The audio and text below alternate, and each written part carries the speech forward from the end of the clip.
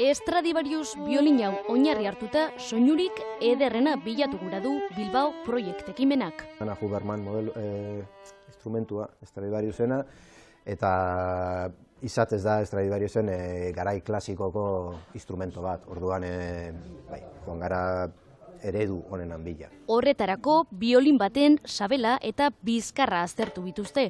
Hauek biak baitira soinu kutsaren eragile nagusiak.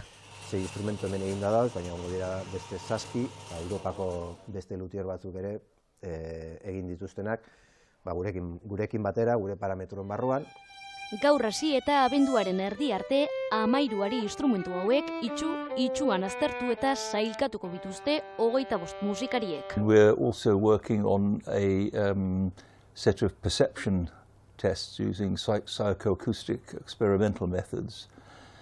And that involves people classifying the instruments according to which ones are alike. Hilaren 15ean, bi biolin jotzaiek jende aurrean ariketa berbera egingo dute. Egongo dira bi solista auditorioan, eta haiek egongo dira begiak lapauta, eta entzulegoa bebai ezingo dago ikusi biolinistak. Entzuleriak ere parte hartuko du beraz 10 soinuaren eraikuntzan.